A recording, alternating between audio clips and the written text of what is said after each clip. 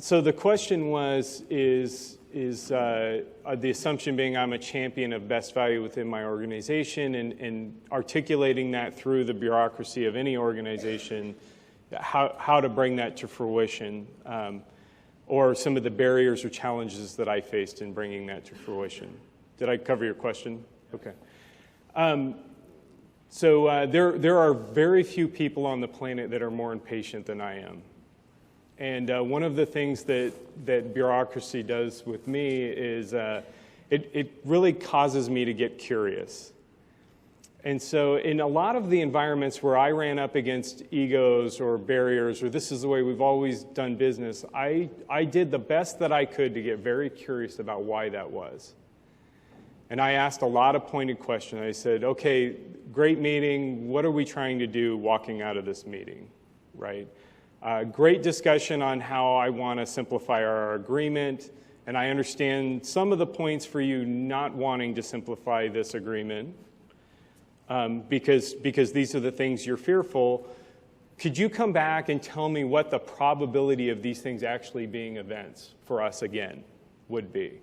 And so if I were to give you a recommendation, it's to get very curious and allow the curiosity to sort of spread to the other individuals that you're trying to get to make this transformative change.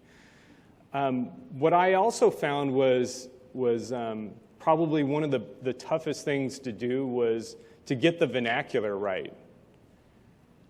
Because the terms, get the conversation, get the words that we're going to use, and make sure that we both have the same definition. When Dean says trust, some people make an emotional connection and some people make a logical connection to that word.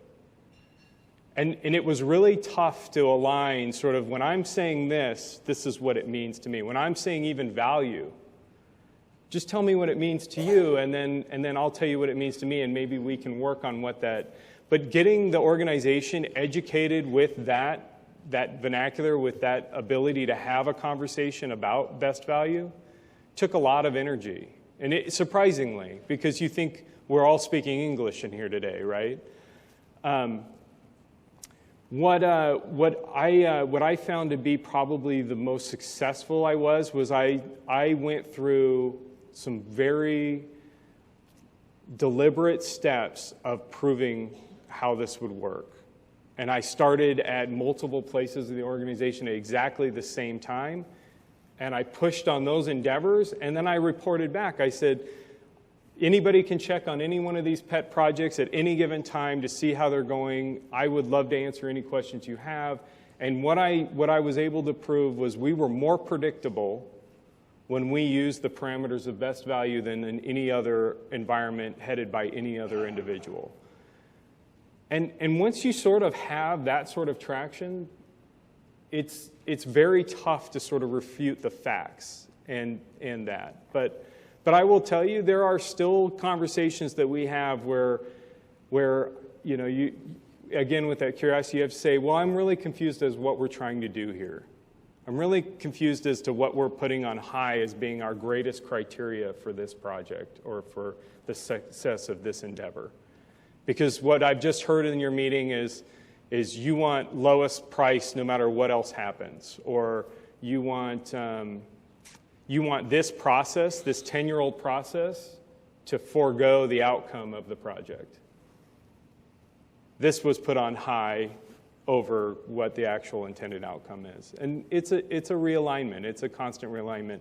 I also, like I said, it's going to be a journey, and I don't think you ever go like, hey, we've reached nirvana, and we're all operating under this perfect set of circumstances in every given iteration. But we can certainly look backwards and prove to ourselves that when we got, as an example, the dean, when we paid the first second we could, we got a different set of services out of our marketplace. When we simplified subcontracts so that anyone in layman's terms could pick them up and understand what they were supposed to do, we got more communication and we got better understanding as to what the desired outcome were on our projects. If you enjoyed this video, make sure to hit the thumbs up button and subscribe to our channel for more content. If you have any questions about the best value approach or for Dr. Dean, leave them in the comment section below and we'll get to them in a later video. Thanks. We'll see you next time.